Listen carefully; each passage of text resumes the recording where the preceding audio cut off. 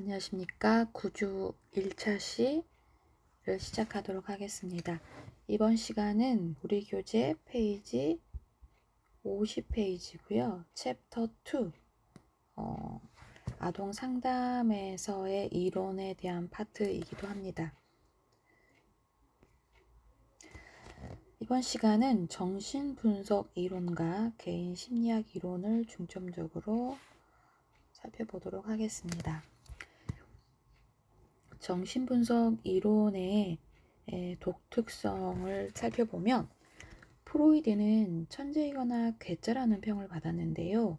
그가 성인과 마찬가지로 아동의 행동을 결정하는 것이 성적인 충동이라고 강조했기 때문입니다. 프로이드는 이론을 구성하기 위해 실험을 하지 않았고 객관적인 도구를 사용하지도 않았으며 자료를 수집하지도 않았다고 해요. 프로이드는 신경과 전문의로 정신적으로 어려움이 있는 내담자를 관찰하고 내담자의 생애사로부터 정신분석 이론을 만들었다고 합니다. 프로이드는 치료자에게 개인적인 문제에 대해 이야기하는 것을 주저하는 내담자를 만나면서 비전통적인 방법을 사용했는데요. 이것이 체면 같은 자유연상과 꿈 분석이었다고 합니다. 자유연상에서는 내담자는 긴 의자에 누워 휴식하면서 머리에 떠오르는 어떤 것이든 말을 한다. 꿈에는 무의식적인 동기가 표현되어 내담자의 내면에 대한 아주 풍부한 정보가 있고 사회적으로 금기된 것, 예를 들어 성적인 것이나 권력욕 같은 것이 억압에 없이 꿈에 나타난다고 합니다.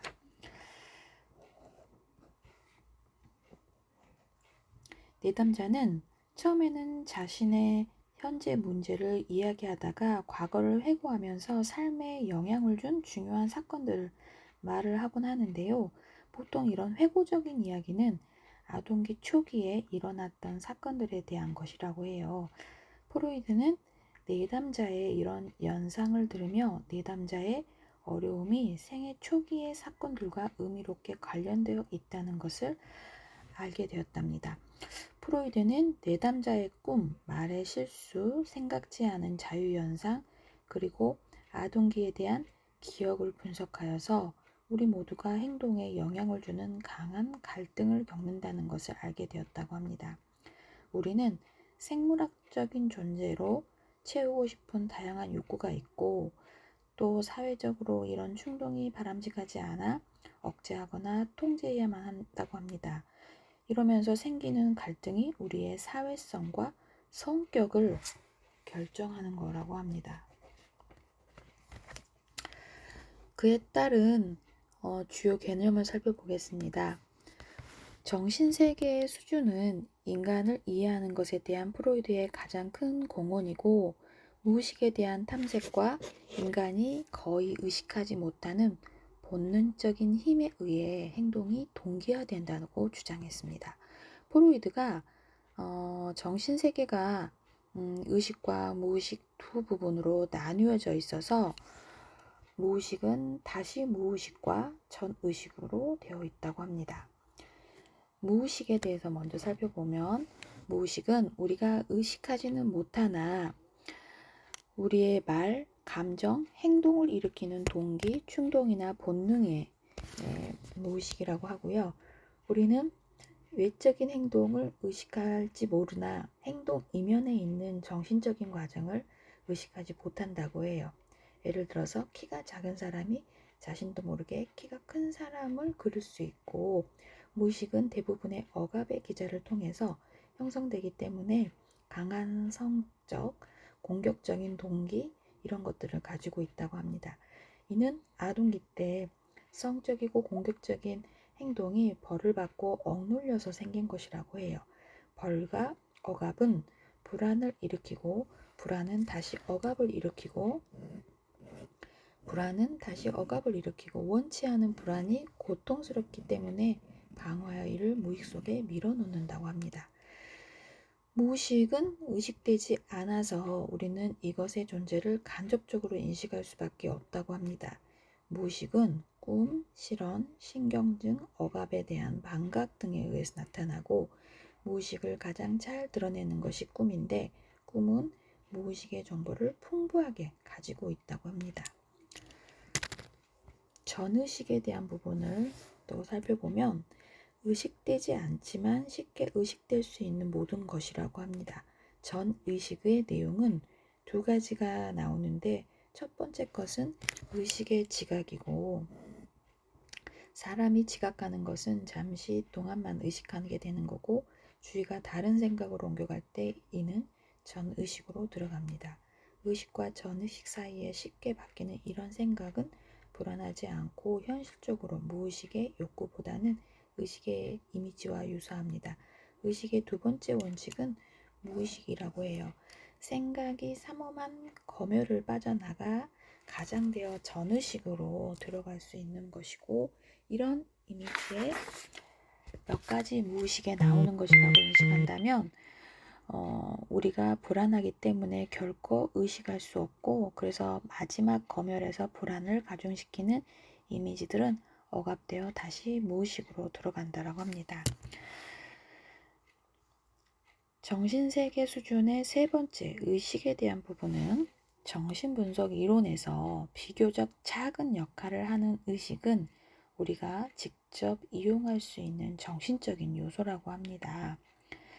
생각은 두 가지의 다른 방향에서 의식화되고 첫째는 우리가 감각기관을 통해 지각하는 것인데 크게 위협적이지 않으면 의식으로 들어오고 의식의 두 번째 원천은 정신구조 안에서 나오는 것인데 위협적인 면이 있으나 무의식적으로 잘 숨겨져 있어서 위협적이지 않은 전의식으로 나온 생각들이라고 합니다.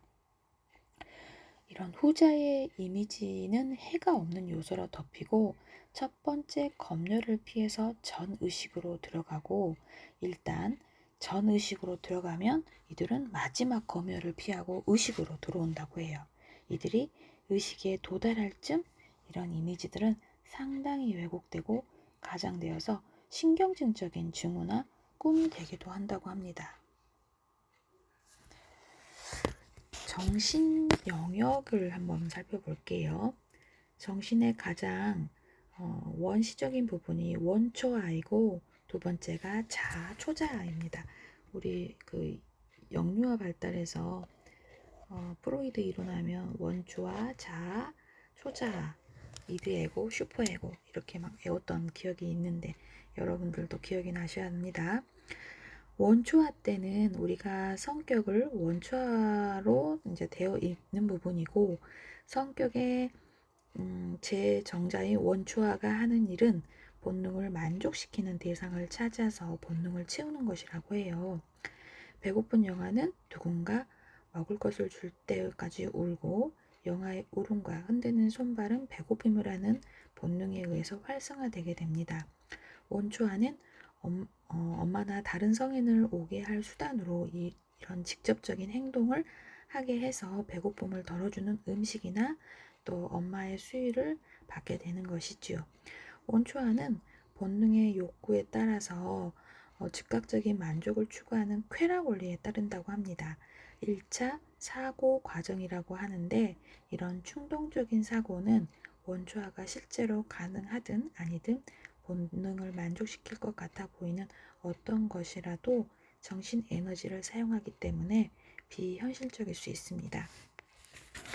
우리가 이런 가장 초기의 사고에서 이제 발달하지 못하고 배가 고플 때 만든 과일을 먹을 수 있고 목이 마를 때 빈 사이다병을 잡을 수 있고 이런 것들이 이런 비이성적인 원초아로 우리의 욕구를 만족시킬 수 없다는데 문제가 있다고 해요.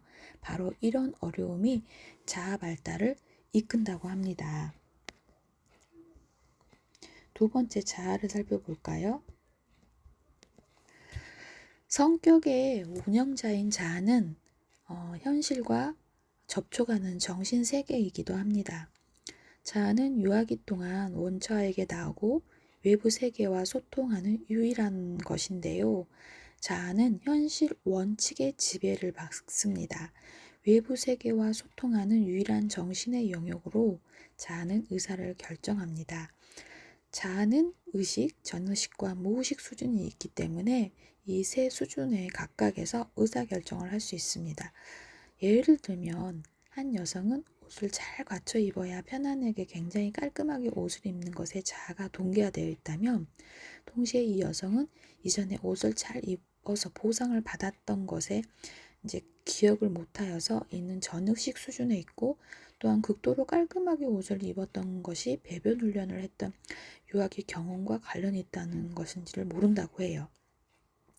이처럼 이 여성이 깔끔하게 옷을 입는 것은 정신세계의 세 수준에 의해서 결정되는 것이라고 합니다. 원초화에서 정신 에너지를 지각, 학습, 논리적인 추론 같은 중요한 인지 과정으로 전환하려고 할 때 자아가 출현하게 됩니다. 이러한 자아는 현실 원리에 따라서 본능을 만족시키는 현실적인 방법을 찾으려고 하는데요. 동시에 자아는 원초화의 비이성적인 사고를 차단하는데도 정신 에너지를 사용한다고 합니다. 자아는 원초화의 종이자 주인이기도 합니다. 자아는 현실이 허락할 때까지 만족을 지연시킬 수 있다고 해요. 자아는 여러 대안을 찾고 원초화의 기본적인 욕구를 가장 잘 만족시킬 수 있는 계획을 세워서 계속 원초화의 요구에 따르게 됩니다. 자아가 인지적이고 지적인 기능을 수행할 때 원초화와 초자아에 모순되고 비현실적인 요구를 고려해야만 하는 것이지요. 자아는 원초화와 초자아의 맹목적이고 비이성적인 요구를 외부 세계의 요구와 맞추려고 할 때 끊임없이 노력하게 됩니다. 자아는 서로 다르고 맞지 않는 힘에 의해 둘러싸인 것을 알고 불안해하죠. 그래서 불안함으로 자신을 방어하려고 하는 억압이나 다른 방어 기제를 사용하게 됩니다. 방어 기제 잘 기억해 놓으세요. 세 번째, 초자아는 성격의 재판단자인 초자아는요, 내면화된 도덕 기준을 말합니다. 초자아는 자아에서 발달하는 데 쾌락이나 현실 원리에 따르기보다는 완벽을 추구하게 됩니다. 3살에서 6살 경에 도덕적인 기준과 부모의 가치를 내면화하게 됩니다. 일단 초자아가 출현을 하면 성인이 아동에게 옳다, 그르다 말해줄 필요가 없습니다. 아동은 자신의 잘못을 깨닫고 죄의식을 갖고 잘못된 행동을 부끄러워한다고 해요. 초자아는 내면의 검열관이다 라는 부분으로 기억을 해 놓으시고요. 초자아는 자아로 하여금 원초와의 바람직하지 않은 충동을 사회적으로 수용하는 쪽으로 발산하게 됩니다. 초자아는 성격의 도덕적이고 이상적인 부분으로 원초아가 쾌락 원리를 따르고, 자아는 현실 원칙을 따르는 것에 초자아는 도덕과 이상 원칙을 따르게 됩니다. 초자아는 자아에서 나오고 자아처럼 스스로는 에너지가 없죠. 그러나 초자아는 외부 세계와 접촉이 없고 완전하려는 요구와 비현실적이라는 점에서 자아와 다릅니다. 초자아는 양심과 자아 이상이라는 두 개의 하위 체계가 있는데요.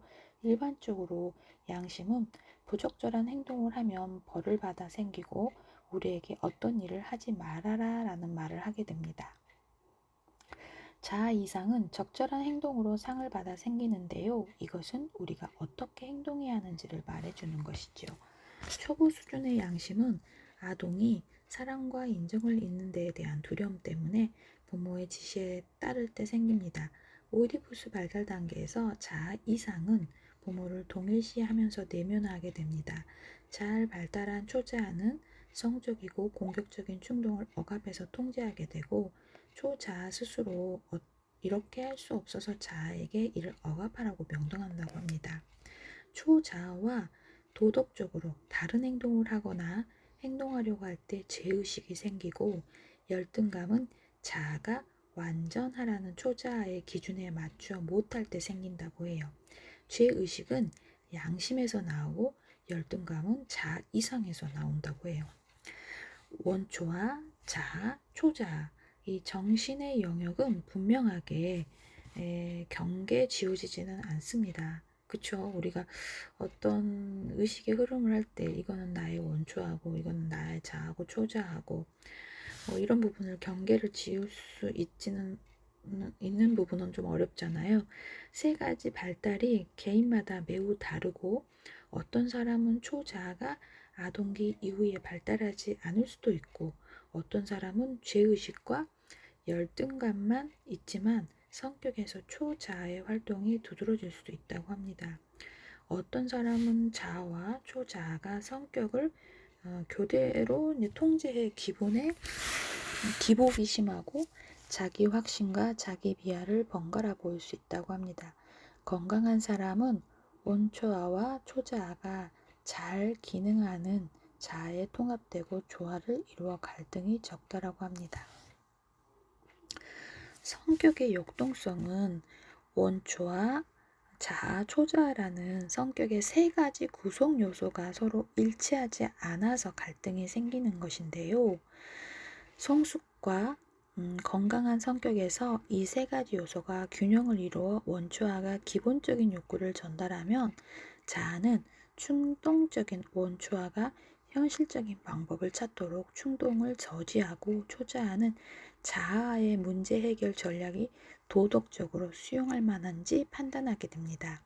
자아는 중간에서 외부 세계의 현실을 수용하면서 가혹한 두 주인인 원초와 초자아의 정반대적인 욕으로부터 균형을 이루어야 한다고 해요.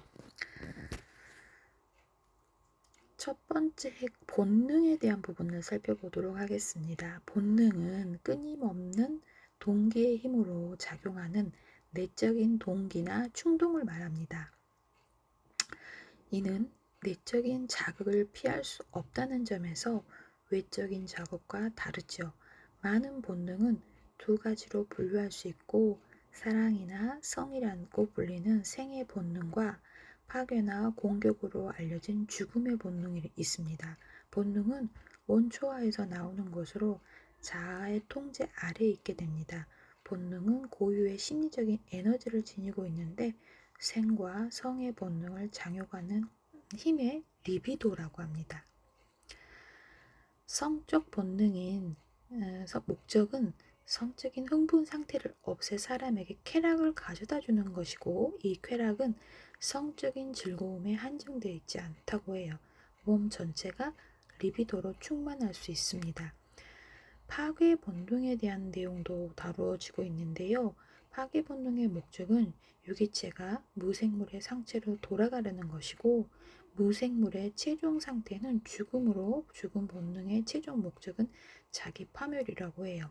생의 본능적인 죽음의 본능은 유연하고 또 파멸의 대상이 자신에게 또 타인에게 바뀌는 것인데 이는 공격성이 감춰진 것이라고 합니다. 우리의 생애를 통해서 생과 죽음의 본능은 서로 우위를 차지하려고 다투는데 외부 세계의 요구인 현실의 원리를 따라야 되겠지요. 현실 세계의 요구들은 성이나 공격성이 발휘되지 못하게 합니다.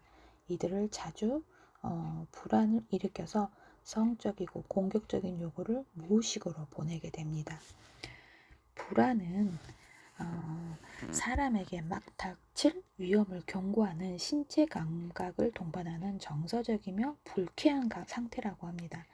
이 불쾌감은 종종 애매모호하고 꼭 집어내기 어려운 불안 자체를 항상 느끼게 하는 것인데 자아만이 불안을 만들고 느낀다고 해요. 원초와 초자아와 외부 세계는 세 가지 종류의 불안 중 하나와 관련이 있는데 원초아로 인한 것은 신경성 불안이고 초자아로 인한 것은 도덕적인 불안을 가져오며 외부 세계는 현실적인 불안을 준다고 합니다. 이 세 종류의 불안은 분명하게 나눠지지 않고 서로 섞여 있고 실제로 위험스러운 물에 대한 두려움이 어떤 상황과 잘 맞지 않을 수도 있고 현실적인 불안과 마찬가지로 신경질적인 불안을 촉발한다고 해요. 이런 상황을 알지 못하는 본능적인 위험과 외부의 위험이 연결되어 있는 것이라고 합니다. 방어기제 이거 되게 중요하죠. 시험에도 많이 나오는 항상 여러분들도 꼭 참고하시길 바래요. 정신분석 상담에서 내담자를 이해하는 방법 중 하나는 개인의 방어 기제를 파악하는 것입니다. 방어는 본능의 요구로부터 자아를 보호하려고 자아가 사용하는 기술입니다. 방어 기제가 정상적이고 보편적으로 사용되지만 극단적이며 또 강박적이고 신경질적인 행동을 하게 되는데, 그 첫 번째 억압에 대해서 살펴볼게요. 기본적인 방어 기제가 억압인데요. 자아가 바람직하지 않은 원초와의 충동으로 위협을 받을 때마다 자아는 이런 충동을 억압해 자신을 보호한다고 해요. 위협적인 감정을 무의식으로 집어넣고 많은 경우 억압은 생애 동안에 계속됩니다. 예를 들어 한 소녀는 자신을 미워하는 감정이 너무나 불안을 높이기 때문에 자신의 여동생에 대한 미움을 억압할 수 있다고 해요. 어떤 사회도 공격적이고 성적인 본능을 전혀 제지하지 않고 표현하는 것을 허용하지 않습니다. 아동은 자신의 적이적이거나 성적인 행동이 처벌받거나 억압될 때 이런 충동을 느낄 때마다 불안을 경험하게 되죠. 비록 이 불안이 공격적이고 성적인 욕구를 완전히 억압하지는 못하지만 부분적으로 억압하게 됩니다. 충동이 무의식적으로 억압이 되면 어떻게 되는가에 대해서 프로이드는 여러 가능성을 제시하게 됩니다. 첫째, 충동은 무의식 속에서 바뀌지 않고, 두 번째, 바뀌지 않는 형태로 의식으로 돌아와서 사람이 견딜 수 있는 것보다 더 큰 불안을 일으킬 수 있고, 그 사람은 이 불안으로부터 압도될 수 있다고 해요. 세 번째로 억압된 본능은 대체되고 변형된 형태로 표현되는데, 이런 변형은 자아를 속일 수 있을 정도로 능숙해야 된다고 합니다. 억압된 욕구가 신체적인 증상으로 가장될 수 있는데, 예를 들어서 성에 대한 죄의식으로 고통받는 한 남자의 성적인 무능력은 이 사람이 정상적이고 즐거운 성적인 행동에서 오는 죄의식과 불안을 다루지 않아도 된다고 합니다. 억압된 욕구는 꿈, 실현, 다른 방어 기제로 출구를 찾을 수도 있고, 또한 억압은 천식, 관절염, 궤양 같은 신체적인 어려움의 원인이 되기도 하고 우연한 실수를 하게 하기도 한다고 해요. 두 번째, 치소와 고립을 살펴볼게요. 억압이 커지면 사람은 이로 인한 불안을 줄이려고 치소와 고립에 의존할 수 있습니다. 치소와 고립은 억압의 변종으로 반복적이고 의식 절차 같은 행동을 하고 집요하게 반복되는 사고를 하게 한다는 점에서 억압과는 다릅니다. 치소는 자아가 불쾌한 경험과 결과를 없애려는 시도로 억압한 한 형태이고요. 이는 불쾌한 생각이나 사건들이 사라지고 강박적인 의식 절차와 같은 행동으로 없어져 버리는 마술과 같은 부분이 있습니다. 완벽하게 취소되면 사람의 죄의식을 가져다 주는 행동에 대한 의식적인 기억이 없어지겠죠. 고립으로 자아는 경험에서 생기는 정서를 막기 위해 강박적인 사고를 하여서 경험을 격리시킵니다.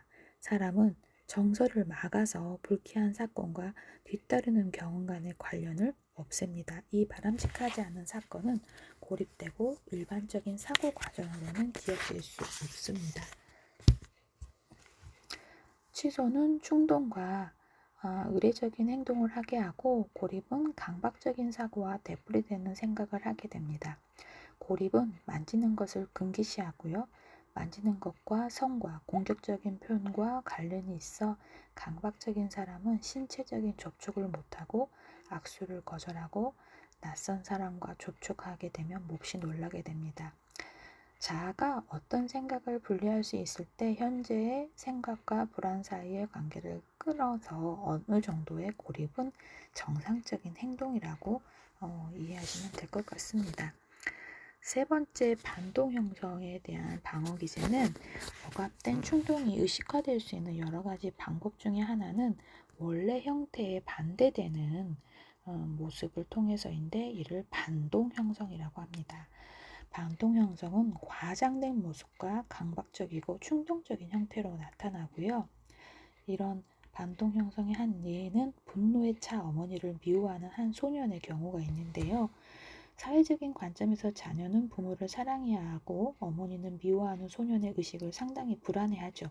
이러한 고통스러운 불안을 피하기 위해 소년은 반대 감정인 사랑에 몰입하게 되고 어머니를 향한 이 소녀의 사랑은 진실이 아니고 이를 겉으로 꾸며진 것이라고 과장하게 되어서 지나치게 된다고 해요.